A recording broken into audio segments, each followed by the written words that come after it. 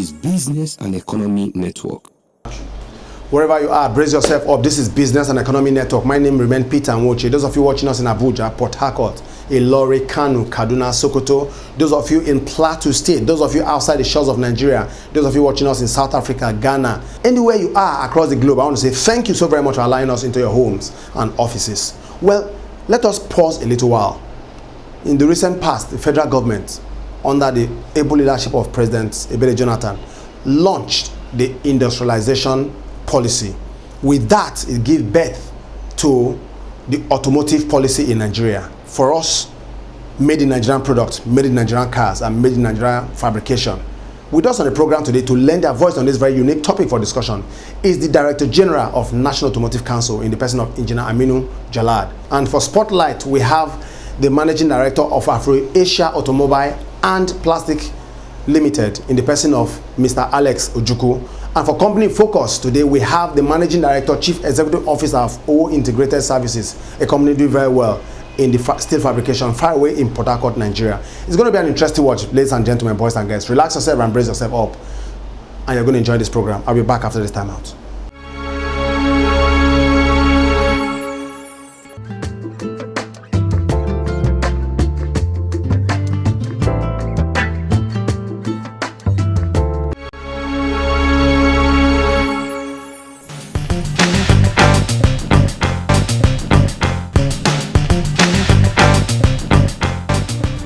The Automotive Industrial Revolution Plan is aimed to increase the GDP contribution of industry. The main objective of the policy is to bring back automotive assembly operations, thereby reducing the level of unemployment in Nigeria, to conserve the $6 billion spent annually on importing vehicles, spare parts and tires, and finally, to utilize the produce from the automotive industry on other industries like technology, agriculture, textile, and security. Well, this automotive development plan is part of the, as you mentioned, Industrial Revolution Plan. This Industrial Revolution Plan essentially aims to increase the GDP contribution of industry. Currently, it's about 7% to about 10% by 2017, and then to even 15% later. The contribution industry is because industry has so many linkages. Utilize your local raw materials, you manufacture, you sell, and then some of the things you are importing, you now substitute for the local industry. For instance, in the cement industry, as you notice, we used to import cement. Now we are even exporting. We are using our local raw materials, we are creating jobs. So there are other aspects, other plans like the sugar policy. They just finished the textile policy. So this is the automotive policy now, which the main objectives really are: one, to bring back assembly operations, automotive assembly operations, then develop local content. Why would you want to do that? Because we have potential for job creation, as you mentioned. The assembly plant, then the local content manufacturers who will supply the assembly plants. All these are going to employ people. Second one is we can conserve some of the money we are spending. We are spending about 600 billion naira annually on importing vehicles, spare parts and tires. If you add all this together, it's already the second largest user of foreign exchange. And you can see with this, for falling of crude oil price, we need to diversify. Diversification is to produce more, to reduce the reliance on foreign exchange demand by different industries. So this is one of the objectives. Two, the third one is the raw materials the industry requires: iron, steel, plastics, rubber, lead, zinc, and so on. If you have an industry, automotive industry, you develop this industry to supply those inputs. The final reason is that the other linkages, for instance, the technology you require, the raw materials, the knowledge, the equipment for automotive parts and components will be used for other industries. For instance, you are talking agriculture, the tractors, the harvesters are from the automotive industry. If you are talking about defense, the tanks, the troop carriers, artillery, motorized artillery, armored, these armored personnel carriers are from the automotive industry. In fact, you cannot develop a defense industry without an automotive industry, because the two are also interlinked. So that is the main reason we want to develop this industry. You mentioned about the tariff. Yes, the issue here is this: the automotive industry is a bit peculiar.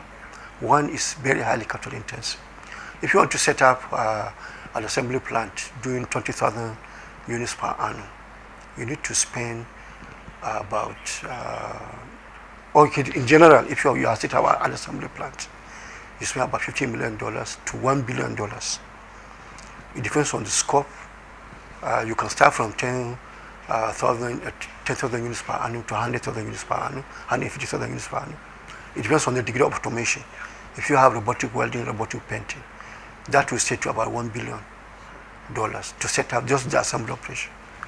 But if you are doing smaller scale with manual welding and so on, you still need to spend about $50 million to set it up.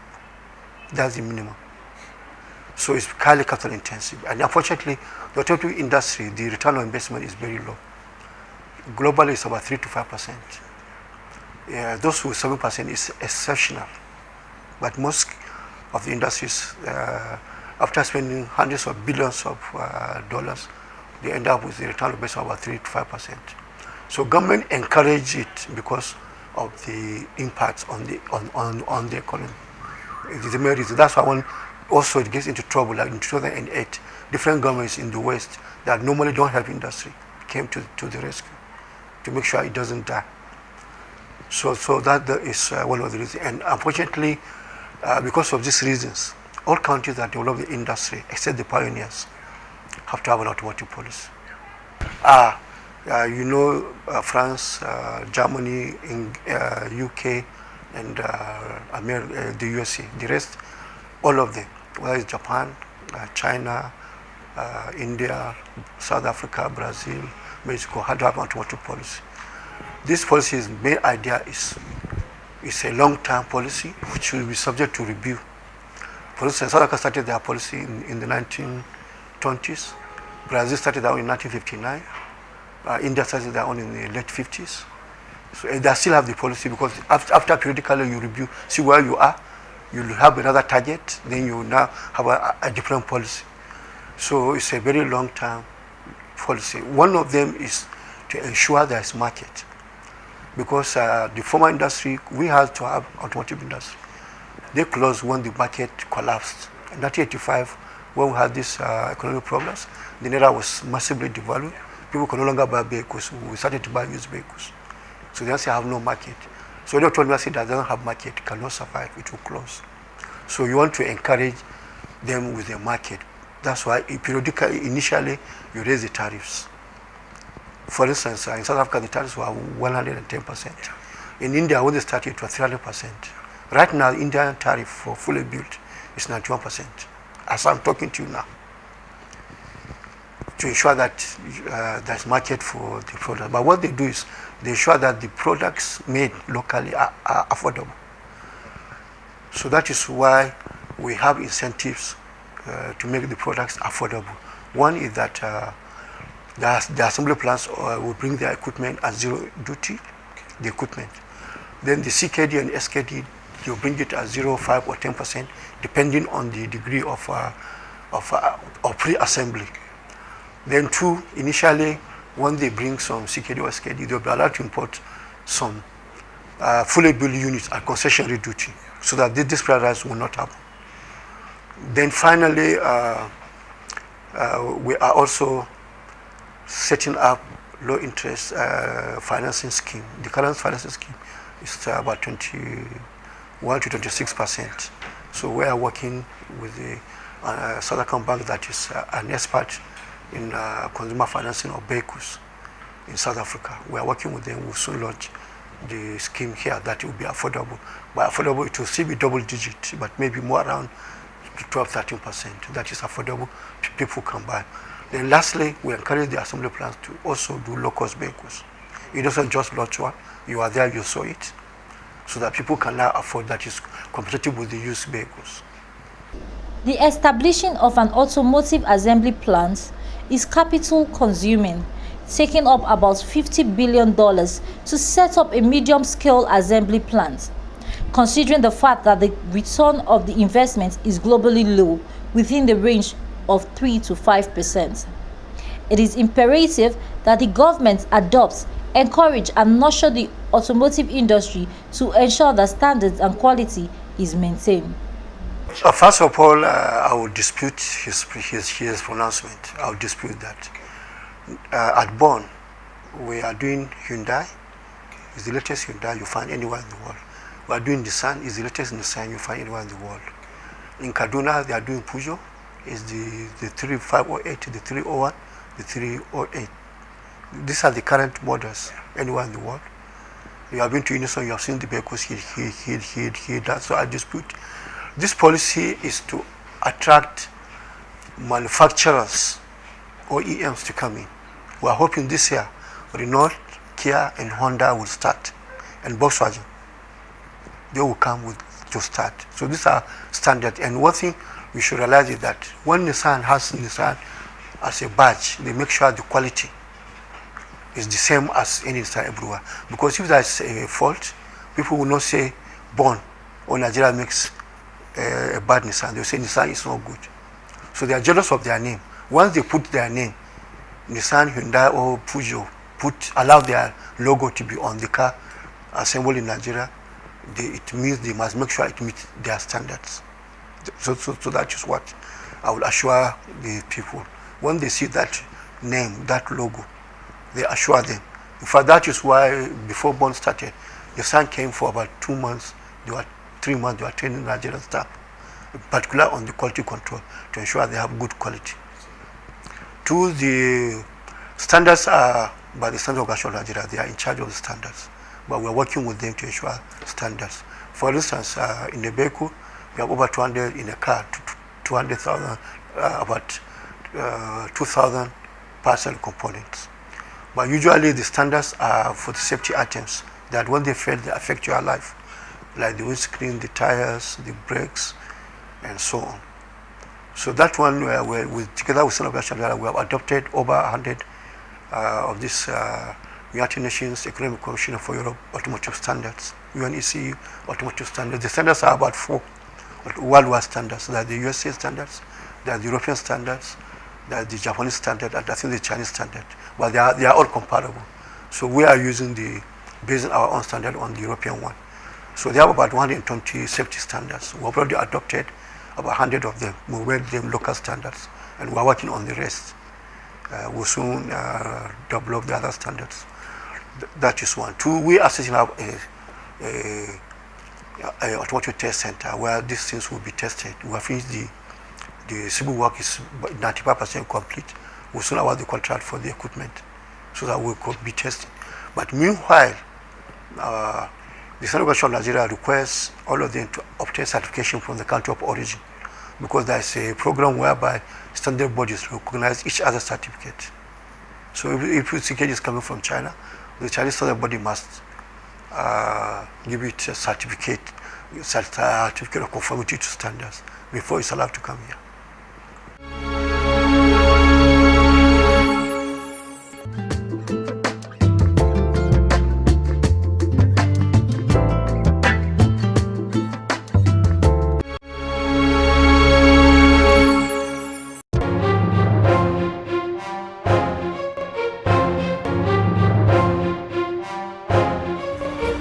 With the introduction of the automotive policy, Afro-Asia Industry Limited changed its name to the now Afro-Asia Automobile and Plastic Limited to reflect the initiative and give light to its rubber and plastic manufacturing section. Afro-Asia Automobile and Plastic Limited started as Afro-Asia Industries Limited so many years ago. Then the company was into assembling of motorcycles in Nigeria. There was then a strategic initiative at the group level that rather than go and continue into assembling, that the company should review its operations and then get involved in actual manufacturing of automotive component parts. That of course led to the changing of the name from Afro-Asia Industries Limited to Afro-Asia Automobile and Plastic Limited. essentially to reflect the new initiative, and then equally not forgetting that we're equally a giant plastic manufacturing company like you have seen around here. So currently we have a full range of products that are on the ground, like we have shown you around. For now, we have product on the ground for 2 and 3 wheelers. We have capacity to upgrade. We are currently on ground making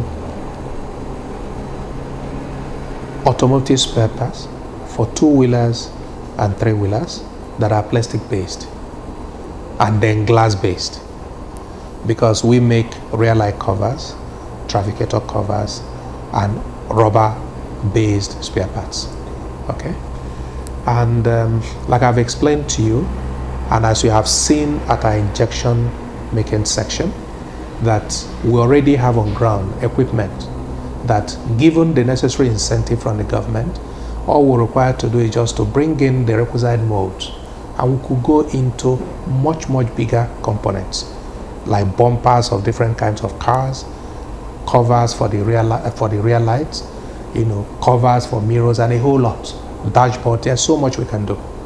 With a very high level of workforce and a range of distinguished clientele, Afro-Asia Automobile and Plastic Limited extensively take health and safety precautions and maintain high level of quality and standards, adhering to the requirements of regulatory bodies both locally and internationally.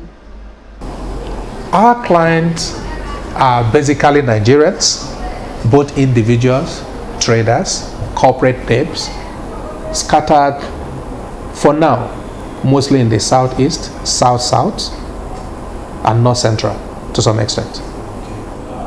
Currently in Afro-Asia, we have staff of well over 1,100. Wow. And we work 24 hours around the clock. It is given and it is clear that there is no way you can run such a big place without putting safety in the front burner. We try as much as possible to ensure that our working environment, as much as possible, hazard-free. We provide our staff with PPEs. We provide our staff with medical facilities. Within this complex, we have a full-fledged and equipped hospital just less than 100 meters away from here. Occasionally, when we have operational accident on the floor, they are attended to very promptly. And we have had situations where we have flown some staff out of this country, very low-level staff, to give them the best of treatment.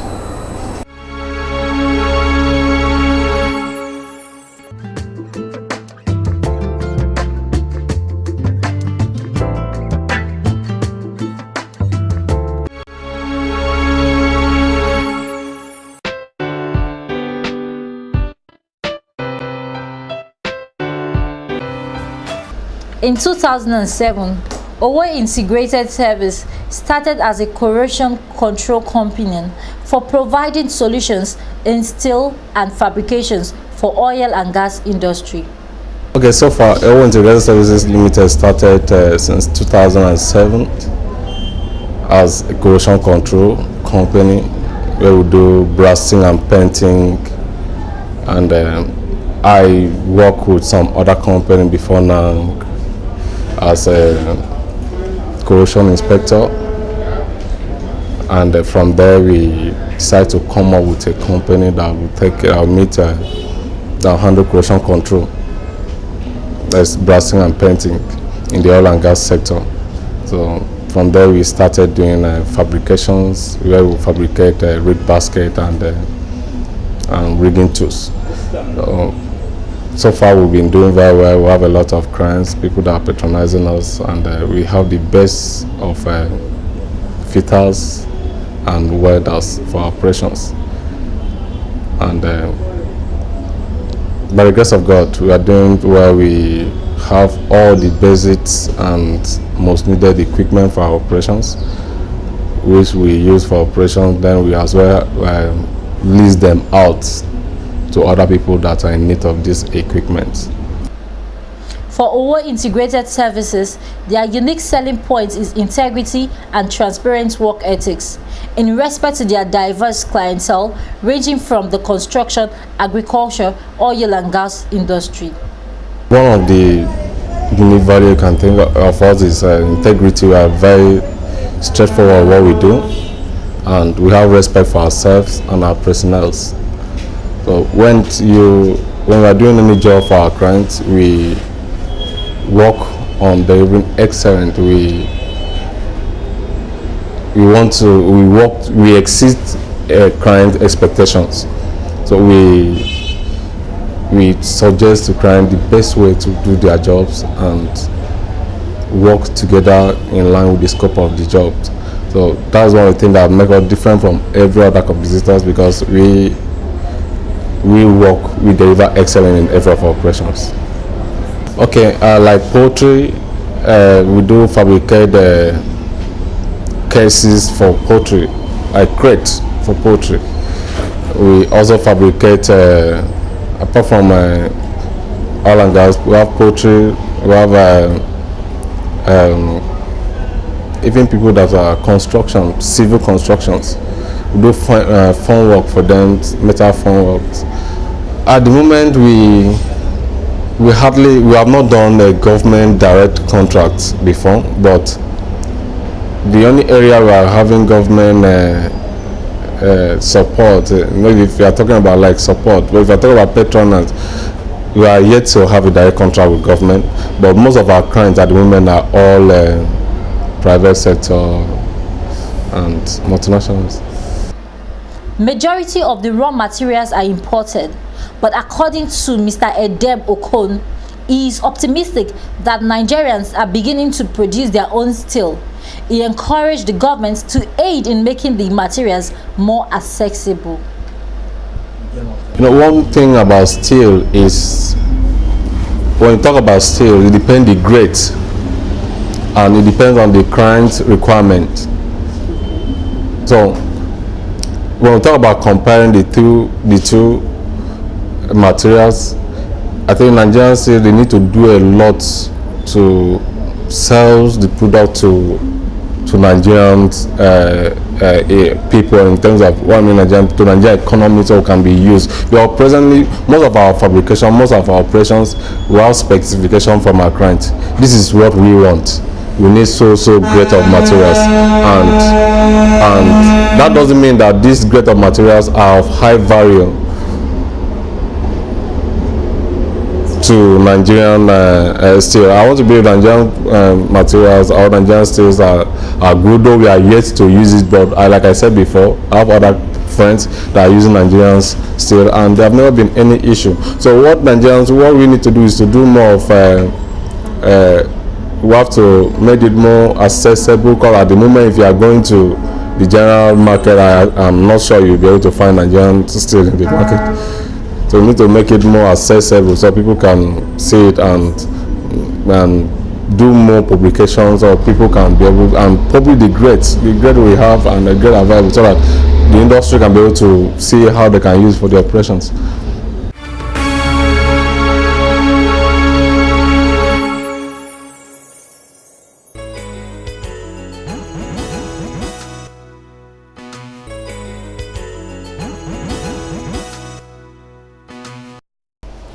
Well, via this way time will permit us. Don't forget, they say anything that has a beginning definitely must come to an end. I want to thank you so sincerely for all your contribution, and those of you who have sent mails and call us, I want to say thank you so very much. And also forget, Business and Economy Network is also expanding. By next week, we are going to give you more platforms, media stations where we are around the world, so that you can also have opportunity of watching this.